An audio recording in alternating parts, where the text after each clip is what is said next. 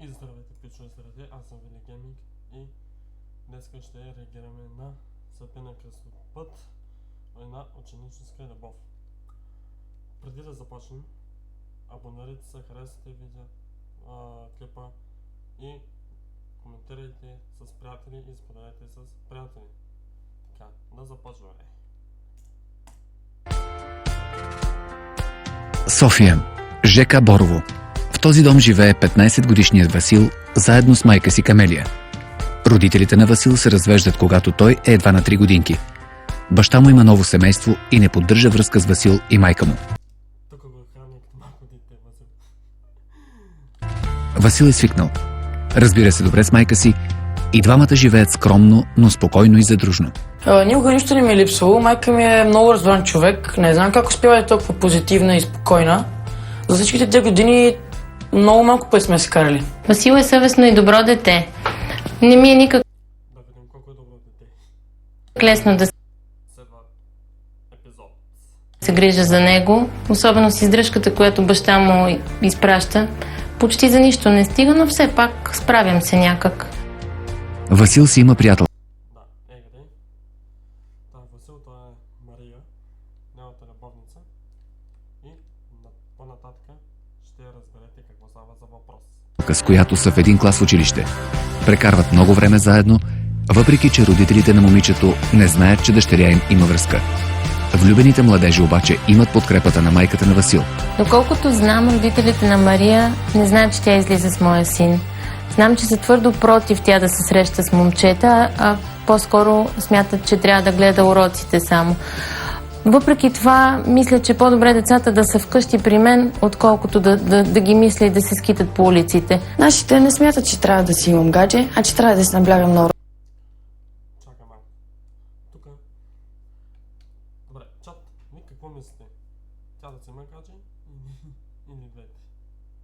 Пишете долу в коментарите. уроците. Но на мен едното не ми пречи на другото. Все пак пълна отличничка съм. Мария е много готина момиче и е много лошо, че с нея трябва да се крием от техните, защото аз не припокривам техните представи за подходящ кандидат, защото те са богати, а пък ние сме бедни с моята майка. Родителите на Мария са по-претенциозни и имат по-различни виждания за живота. Баща й развива собствен бизнес, а майка Се слушат по нейно настояване. Разочарованието и ядът все повече я завладяват. Тя е твърдо решена да проведе сериозен разговор с двамата младежи, в който да им поиска обяснение. Не се ли пазите? Добре, Аз мисля, че не правите. Опа, тук вече са бременна. Мария е бременна и Васил е бащата. Секс, какво добре, какво добре? Ние да не сме го направили нарочно, в смисъл, то не е станало нарочно. Ма мислех, че ти си разумно голямо дете. Нали искаш да те приемам като голям човек? Еми да, Държиш се- в смисъл, ние не сме го направили нарочно, аз пак ти казвам. Сигурно не сте го направили нарочно. Мисля, че сте твърде малки да правите секс. А за техните... Ниме, ще спокойно, правим сега? пиленце, не дей. Виждам, че си разстроена. Няма И аз съм казваме техните, разстроена. нали? Само така леля си говори, не дей, чеденце. И аз съм оплашена, разбираш ли? Знам ли, Люкано? Няма край на техните, нали? Не може да кажем на тяхните. Миме, види да говоря с вашите. Не, аз ще идея и аз ще им кажа. Трябва да изчакаме Мимето да говори с родителите си. Те трябва да знаят за случилото се. Сега ще говоря с техните. Тук ще има скандал. Отиваш, казваш и ще ни звънеш после, за да сме спокойни. Добре. Ако искат, ако желаят да говорим, аз съм на разположение. Ще дойда, чули? Или покани ги вкъщи. Нека да дойдат да поговориме. Добре, Трябва да видим как да излезем от тази ситуация. Ами аз отивам да говоря с тях. Ще чакам, пиленце, да ми се обадиш. Васко, изпрати детето. Чао, И после... Люками. Чао, пиленце. После се върни, искам да говоря Добре. с тебе нещо. Само си дам мярката. Каквото и да става, няма да оставам името сама и направо ще поводея, докато ми се обади. Малко по-късно, 15-годишното момиче се прибира вкъщи. Сърцето му е свито, защото трябва да каже на строгите си родители страшната новина. Вкъщи Строгите родители. Мария вижда само майка си и това като че ли дава малко смелост. Все пак е по-лесно да говори само с нея. Още в началото, като я видях Мария, разбрах, че нещо се е случило. Така пребледняла, направо сърцето ми се сви. А и като ми каза, че има нещо да говориме, направо занемях. Слушам те, дайде. Бременна съм. Какво? Момиче, ти чуваш ли се, бе? Какви ми ги говориш, бе? Какво бремена? Откъде си бремена? Как си бремена? Да, бременна съм. Мария! Ох, като ми го съобщи, направо кръвното ми скочи на 200. Какво ще правя, бе? Дъщеря ми бременната, тя е само на 15. Кой ще го гледа това? Какво ще го приеме това, бебе? Притисната от майка си, Мария й разказва всичко, без да смее да я погледне в очите. Надежда е шокирана и не може да повярва, че момичето й, нейното момиче, я е лъгало и в крайна сметка е стигнало до тук. И само пише. В този момент се прибира и бащата на Мария, Николай.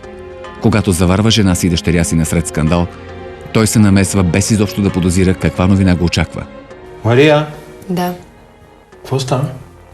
Дъщеря ти е бременна, е това става. Аз не мога да Какво? повярвам, че се трепаме от Моля? сутин до мрак. Може? Не знам, аз просто не мога да повярвам, че такова нещо на нас ни се случва.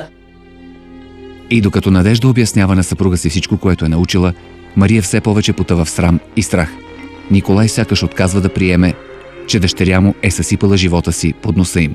Къде ти е телефона? Николай, аз Чантата ми е ти казвам, че направо Извади го. ще припадна. Лошо ми е. Ето, сигурно съм дигнал поне 200 кръвно. Бремена на 15 години. Марш тук! Беше ужасно. Не знам защо така нашите се нахвърлиха срещу мене.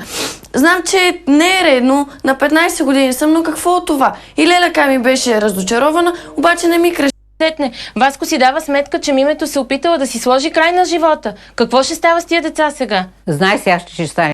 И много тайно, защото баща й, ако Тук вече говорят сами с лелята. разбере, той е толкова категоричен, че иска да направи аборт. Притеснявам се наистина, обичам я.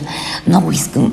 Вие Не интересува, просто Вие аз трябва да говорете, говоря с нея. Това е каквото и да единственото решите, нещо. аз ще бъда до вас. Честно дума ти Благодаря ви, казвам. наистина трябва просто да говоря с нея. Моля ви, кажете ми къде се намира. Трябва. Баба й се казва Нетка, живее много на улично място в центъра на... близо до... Абе, идвам, ето сега, чакай да се разбереме с хората. Ела, моето момчече направо ще ни разбие. Казва се Нетка и живее просто на 2 къщи от кметството. Питаш за баба Нетка, отиди, говори и каквото направите. Аз заставам след вас. Много ви благодаря, наистина, много ви благодаря. Ще се радвам всичко да се Умолявам ви, оправи. много ви благодаря. Върви. Няма да ви разчаровам. Върви, че ако ни чуе. Идвам, Ники, идвам. Аз бях готова сама да го потърся. Добре, че дойде. Надявам се всичко да е окей. Час по-късно Васил и майка му са на път за село Лозен. Васил се е обадил на майка си и е помолял спешно да го придружи. Много се притесних, когато Васко днес ми се обади по телефона в работата. Каза, че не може да чака, знае къде е мимето и ме накара да помоля шефката да ме пусне. Не мога да чакам и секунда повече. Всяка минута ме е струва като цяла вечност. Мимето е била толкова близо. Мимето и бебето. Почти час по-късно на този свят идва още една невинна душа. Едно прекрасно момиченце. Майката и бебето Свит от тревога за децата. Все пак с гняв, отчаяние. Всички се оказват на един път и гледат в една посока. Чат, това беше общо взето и надявам се да ви харесва. Абонирайте се, харесвайте и споделяйте с приятели. Чао!